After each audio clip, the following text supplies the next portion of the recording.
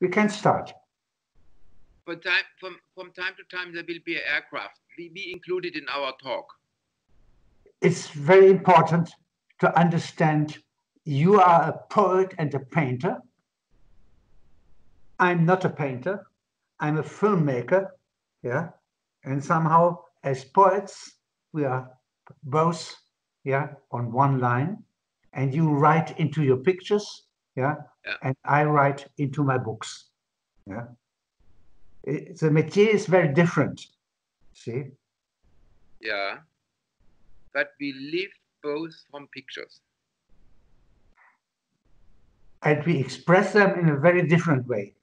You know, I remember your black and white film, Die Artisten der Zirkuskuppel sind ratlos. It was fantastic. And now you surprised everybody by the White Cube exposition. And it's very interesting on one hand, yeah, to see the string theory and the Planck length, all things which exist in the outer space and in the microcosmos. But Alexander, that's why I'm working, to be surprised myself. If I'm not surprised, I wouldn't live anymore. Oh. And in the meantime, you made new pictures, the bunker series on Paul Celan, yeah. And I read in one of your new pictures a very strange sentence by Paul Celan, yeah. There is a boulder stone, and you have black stars and the variety of languages. Yeah. Somehow this belongs to your program since you are alive. Yeah, the language of Celan is a very extreme one. It's a language who is not comparable with our language. It's a system. It's another system, much more concrete than what we speak now. And he, for example, in Sprachgitter, in his volume Sprachgitter, he combined all what he experienced. He read a lot of newspapers, the Frankfurt Allgemeine, Die Zeit, all these newspapers. He read a lot of scientific research things, and this all appears in his poems, but in a completely different way. He combined things, and when you read it, first you think, oh, I don't get it, you know? But then more and more you compose these elements he found outside in newspapers, in scientific research. Also in the Talmud. He combined them, like in the Talmud, you mean? Yeah. And so he took the language as material, recomposed it. But we don't know from which newspapers he had this word, for example. But we do other combinations. So we compose it in a different way.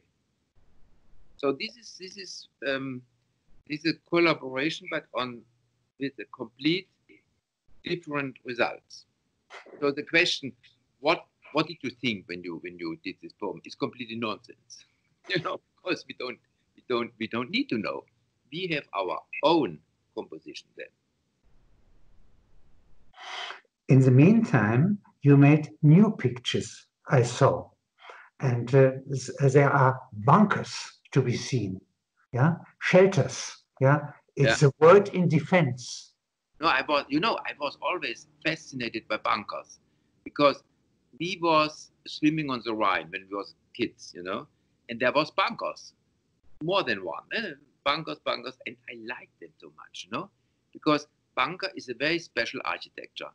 It's not to create a room because there's no more room inside, you know, the walls are so thick that there's nothing in except you. So then the bunker becomes your skin.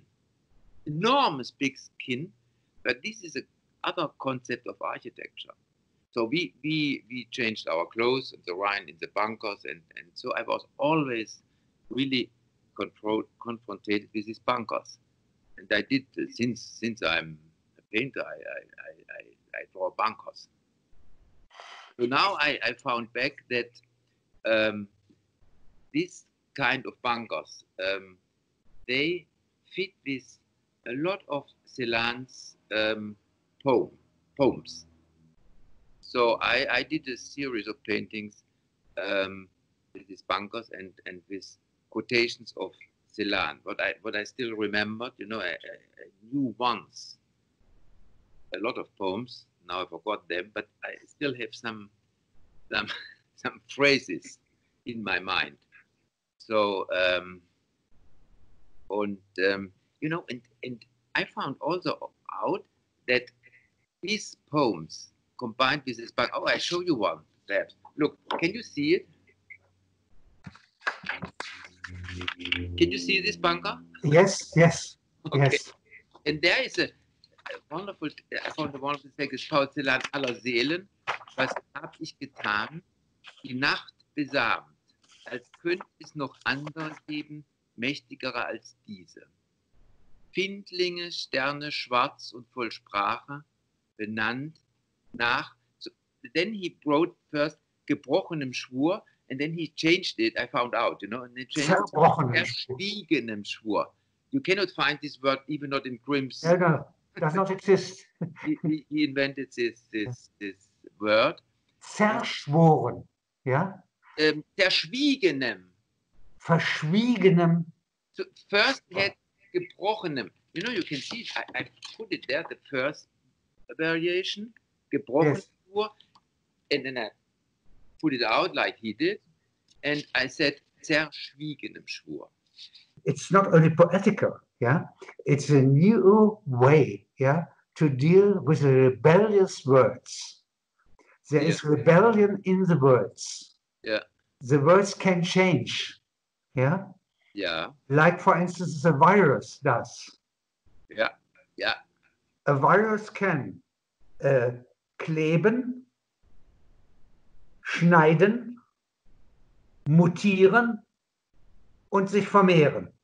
Yes, and the other day you told me a virus mutate in 1 second several times. Everything, all the time, all the time. This has no identity, yeah. And the intelligence, yeah, is that if there are billions of viruses. Yeah. No, I mean in our body, in our what is this? In our guts. It's a guts. Lot of viruses, you know, and 2 kilo.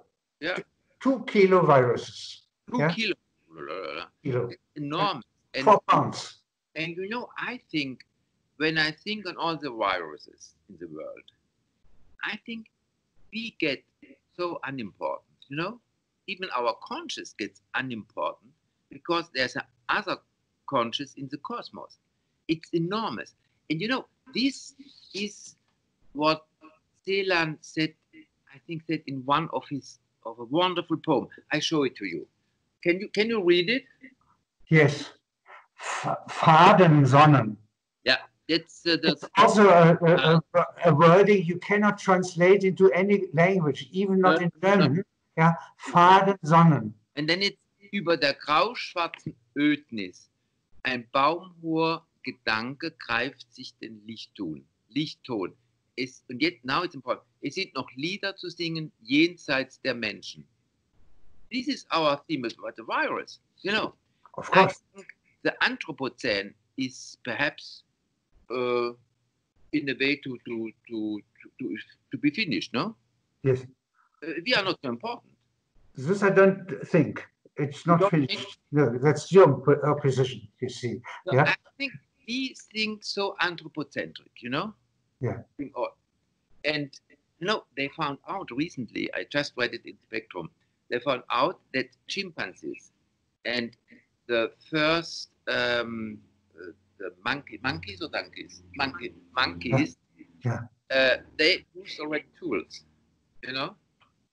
So it's not so, we are not so special, no? But it's very interesting if you have such a wording like Fadensonne. Yeah. That means string sun. Yeah. Sun coming from the strings. Yeah. It's a very interesting wording, yeah? Yeah. And this is the reason why you use this for your painting. Yeah, because Faden is something, it's like the string. Norns. The Norns, like the Norns. What were done is called. There are these strings going from somewhere, and the sun sends a lot of strings outside, you know? And some strings doesn't get us because we have the magnetic field. Otherwise, we would be dead. We wouldn't be here. You know, the magnetic field takes away the gamma strings. But some come to us. So he made a very logical combination, Fadensonnen. So he meant the strings, the elements, the remnants from the sun comes to us in a kind of Faden. Yeah. And like the Brothers Grimm, yeah, yeah, have the collection, yeah, on languages in your atelier, yeah. I think 20 volumes. More than this. It's more than 20 volumes, yes. Yeah, yeah. Fantastic. You know, when you look for a word. Similar way, you collect words, impressions, materials, and all other things. And this is one of the bases of your painting, I think. It's my memory. Your memory. It's meine Heimat. You know, my memory is meine Heimat. Not Rastatt or, you know, it's, and it's a big collection. And we create, you as a poet, me as a semi-poet, we create things because of our memory. Yes. The new things comes out of our memory. Otherwise, we wouldn't have something new. And this memory consists of each cell of billions of cells within us. They are mirrors of the brain. And the brain is the mirror of the cells. Yeah? Yeah. And then we have the luxury of a heart, the luxury of a stomach, the luxury to have eyes, the luxury to have ears.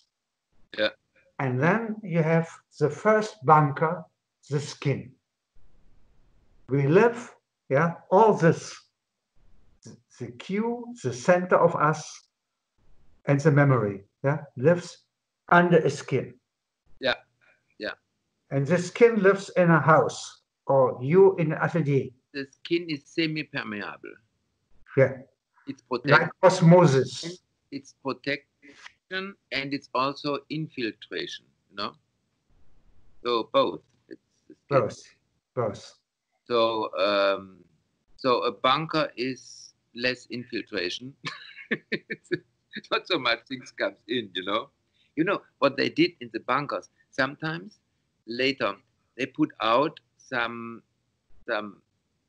Eisenträger, some iron. Was heißt ein Eisenträger? You know, that the granite explode. Structure that keeps the building together. Yeah, that's one thing. But they kept out. They let go out like a sea urchin. They let out this metal that the bombs exploded before the bunker. You know? Did you know this? I did not know it. No. It's interesting, no? It's very interesting. Yeah. So then it looks like sea urchins, you know, this latest generation of bunkers.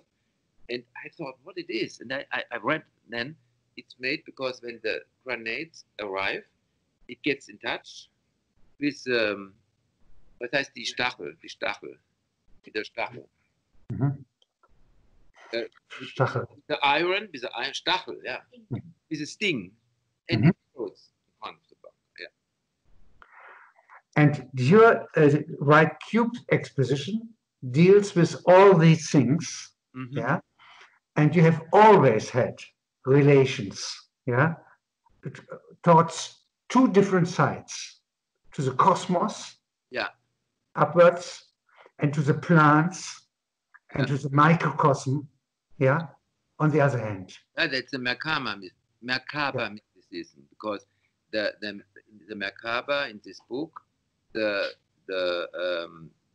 man goes up in the cosmos, and he goes through 7 celestial palaces. First he loses his feet, then he loses his hand, and he's not only spirit. But at the same time, it's a going down, you know, in yourself. That's old. There's a macabre mysticism, but they had already the macro and the microcosm in her calculation. You know, it's interesting. And both are objects, but also languages. Yeah. And if you paint such a picture, yeah. This is Aeropax. These are the seeds of the dead. Yeah. Of our ancestors. You know what it is in reality? It's my university. When I studied law, you know, I was sitting in one of these chairs with the Klausur. What is Klausur? With the exam. Something. But it's very interesting because it looks like a circus, and then like an auditorium in a university, and then it looks like the Areopag of all the dead. Apokatastasis panton, all the ancestors will judge what we are doing. There is an equilibrium between the judges, our ancestors. You know, still some tribes in Africa, they live with their ancestors. So they have, the ancestors judge what they are doing. They follow them. So it's an old idea. Yeah. These pictures, especially your new pictures, remind me very much of music, you see? And if you take the string theory, this string theory is something like an animated nature, as if the single fades, the single strings, are like notes. Yeah. And it's a certain order, and when, you know, following the old Germanic tales, when the strings get mixed up, that's Ragnarök. It's the end of the world. And here the strings, they are mixed up, and people try to find out how the world is composed with this. For them, it's Ragnarök, because they don't find they don't have the solution. Perhaps they will never find it. The real solution. What was on the beginning of the world, or what is the beginning of the world? You know. So, yeah. But you behave like a philosopher, you see, and only you don't write texts. You make no philosophical session, by talking, but you paint. To do philosophy by painting, that's the program. Yeah, my painting is my reflecting. And I would love, I have a wish, you see.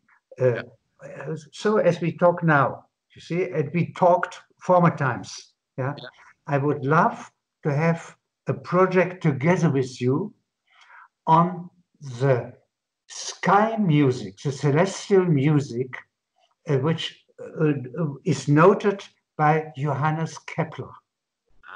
Yeah. He wrote, it's mathematics. Yeah. It's a kind of how is this symmetry. Called in Germany, the Sphärenklänge. Die Sphärenklänge. Beim Goethe gibt es auch, ne? Of course. Sphären. And he, in a very Platonic way. The quotation by Goethe, it's so wonderful. Sphärenklänge, how it goes on.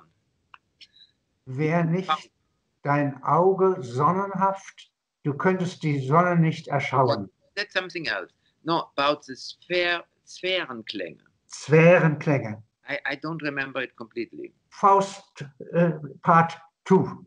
Yeah? starts with Schau nach, bitte. Yeah, but now talking to Anselm Kiefer, yeah, Kepler was very short-sighted. I have my doubt whether he could not see stars, but he could had a mathematic method, to say the symmetry, of planets means that they form not a circle, but an ellipse, ellipsoid, around the sun, and so on. And he gave very interesting sounds, noted like a piece of music for Jupiter. Deep sounds, Only the feet of elephants could listen to such deep sounds. Our ears would not hear it, And then for Venus, a quite different kind of sound. And this would be very interesting to have your pictures, the texts of Johannes Kepler, and the intention to understand symmetry. I just thought you wait until I get blind, like Kepler, and do then the better paintings. Kepler made these theories when he was blind, nearly blind, no? Nearly blind. He didn't look to the sky. Could look to the stars with the inner eye, the eye of his soul, or as you say, his memory, you see? And this would be very interesting because the invisible and the visible in your pictures are all equivalences. And sometimes you destroy a picture, Sure. Indem du Blei drauf wirfst, Drauf gießen. Gießen. Nein, flüssiges Blei. Brennt dann die Farbe, das verbrennt die Farbe. Und das ist ein Notbehelf. Das like Notburger, wie heißen die heilige Nothelfer? Ein Nothelfer. Ein Nothelfer. Und Nothelferin ist auch die heilige Cäcilie. Richtig. Das war eine der schönsten Geschichten von Heinrich von Kleist. Handelt von Wiedertäufern aus Holland. Blinden Protestanten, die die Kirche zerstören wollen. Should we continue in English? I try in English. Because stories are easy to tell in English. And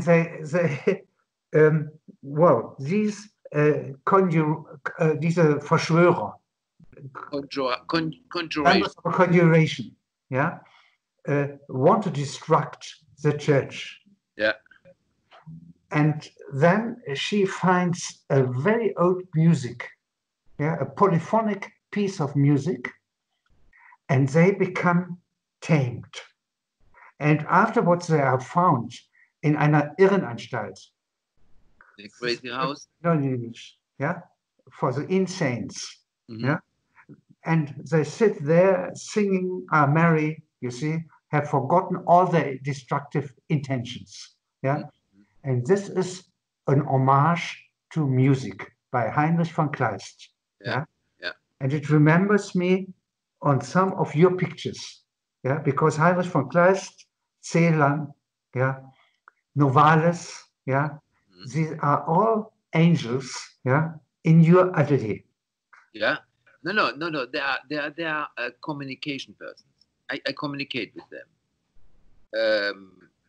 And I pour the lead when they say it's shit what I did, then I pour the lead.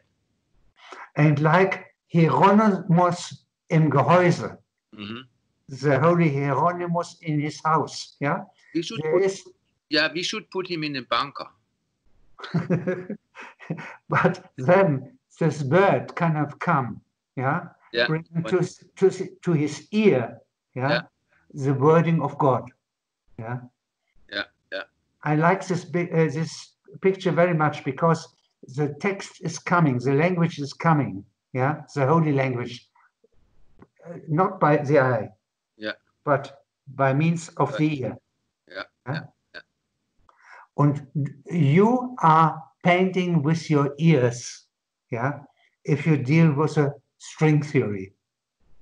Yeah, when I was in the school, in the primary school, they decided immediately I'm completely unmusical.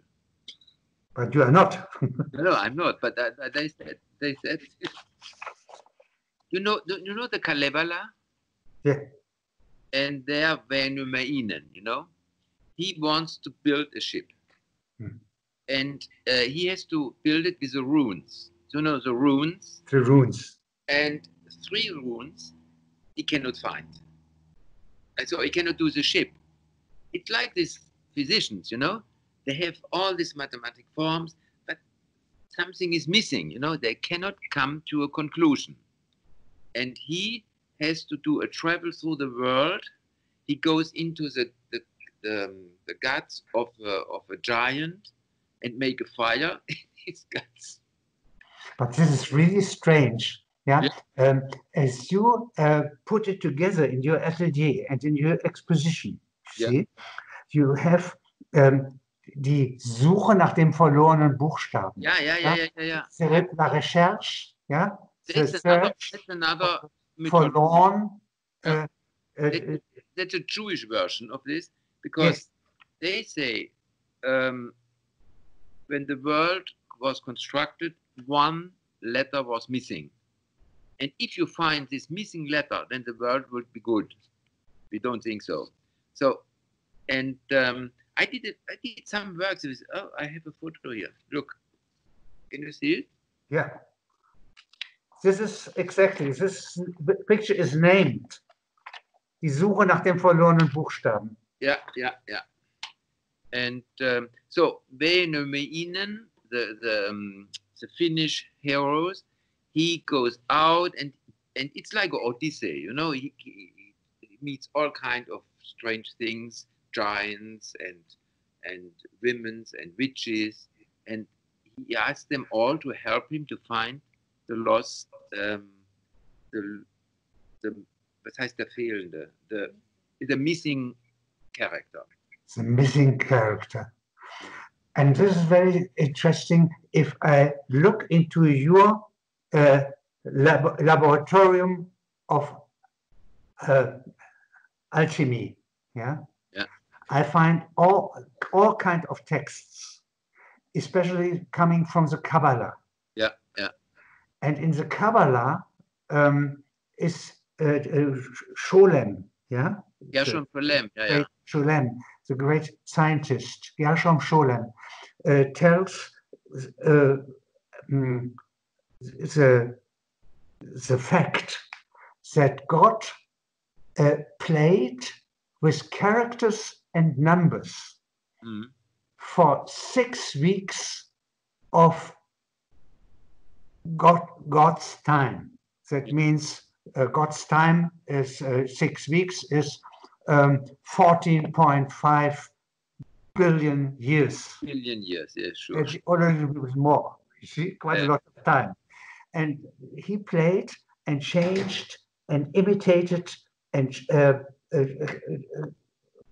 this is the origin of string. Yeah. And then in 1 week, he founded evolution, the blue planets, and our entities, we small at the end, But it's interesting, the 6 weeks, to make in 1 week, what belongs to humanity. You could have, I love this picture, for instance, from you, This is the Streit der Horizonte, there is contradiction of all horizons, you see? Only all horizons and the anti-horizon. That's the reality. But there is never a line.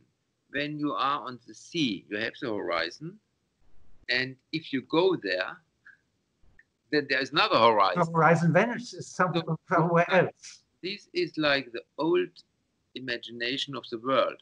You go to the horizon and you fall down. Alexander thought still. He was Alexander the Great. He wanted to go to the end of the horizon to fall down. Well, he won the battle at the Indus. Yeah, yeah. And then his soldiers, made rebellion, and he had to return to Babel, where he died. No, but he wanted to go to the Ganges. At the end, his soldiers had not the Bildung, had not the education of Aristoteles. That was the problem. No. It's a very interesting march. You see, also this would be the second wish of mine, to make before we die, to make a small chamber, eine kleine Wunderkammer, where we show this caravan of Alexander the Great. Die Zerschneidung des Gordischen Knotens is not his only deed, and you find avant-garde of soldiers, and then an arrière-garde of scientists, because he had to redraw the world. Yes. Every year they had to redraw the map of the world. Yes. It's fantastic. That's I was always so impressed by Alexander, because what can you have this today? No, it's finished. You cannot redraw the world. It's fantastic, You do something and you redraw. And he did quite a lot of other deeds. For instance, in Babel, he conquered the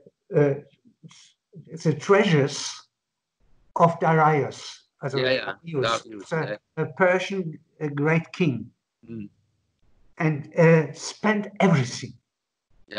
Das war das erste Wirtschaftswunder. For 300 years of Hellenism. This he founded by generosity, by giving to everybody. The treasures. Exactly. To take them from their bunker, and put them to the pockets of people. In the circulation. And this is the second great deed of him, a wonder. The first is what he did with the knot. And the second is the contrary.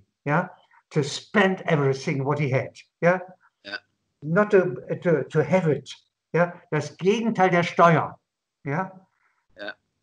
Also in financing. It's a Kulturprogramm. It's a Kulturprogramm.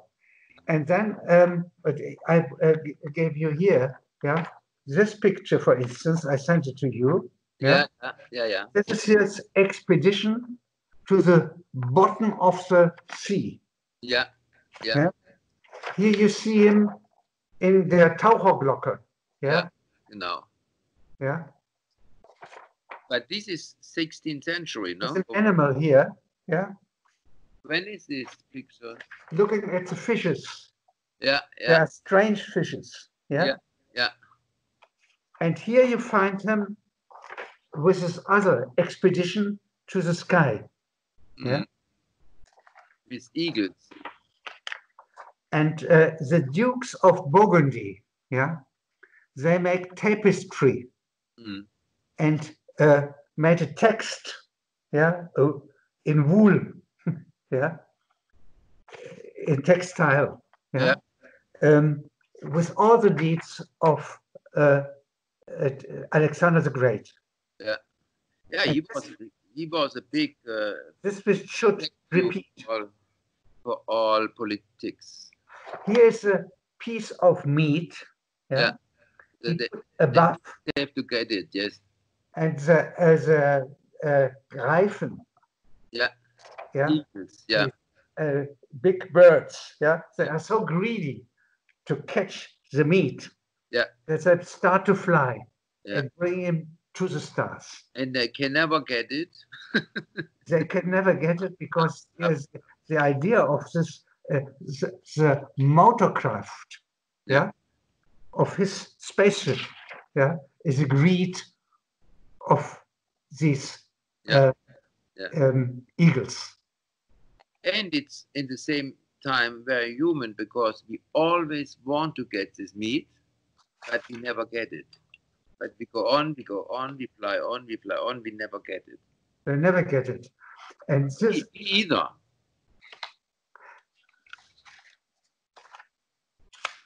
unfinishable greed, yeah, greed, Gier, greed, Greedy ist doch undomesticable greed.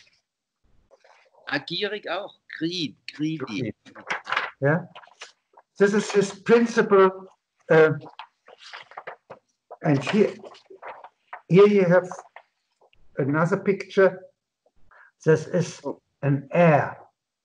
Yeah. Jewish heir. This is Jewish language. Yeah. And according to Talmud tradition, yeah, heir was a sword. You know what this is? It's a Struwwelpeter. This is the contrary of Struwwelpeter. You know the hair. You know Struwwelpeter in England? No, you don't know. It's a cousin. It's a cousin. Yeah.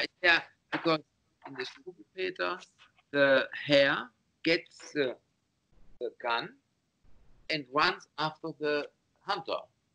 Yeah. The heir shoots the hunter. Yeah. And this is what imagination does. Our the human imagination, what we bear in our mind, you see, is a fugitive animal, like a cheval, like a horse. Yeah, all horses are fugitives. Yeah, and our fancy, our imagination, our Fantasie, is also an animal to flee. In case of danger, you should flee. Fluchtreflex. Fluchtreflex. Yeah. And our civilization does something strange. The horses are forced and educated for attacks. Yeah, what they never would do by nature. Yeah, they would flee. No, they was converted. In cavalry. Yeah, at Alexander Große or Napoleon. Yeah, they have to attack other horses. Yeah. And so is our fantasy, our imagination, educated to make éclaircissement, also Aufklärung, enlightenment, to be moral, everything but not flee. And this is strange. It's the contrary what the fancy would do from itself. Imagination. Yes, we are. As artists have to regain, the right direction, what imagination authentically does. We are trained to be correct. Yeah. Like and the horses are trained to attack, to be correct, to attack. Yes, and that's not their nature. But we don't want to be correct. No. And we are from our nature, we are as children. We both as a 7-year-old child, are relatives, and know, I would say 5. Better to avoid danger. Beg your pardon? I would say 5 for me. But we are related to each other, in something which is within us, and it's not very much older than 5 or 7 years. Yeah. No, it's true. Okay, I think we have done it, no? I think so.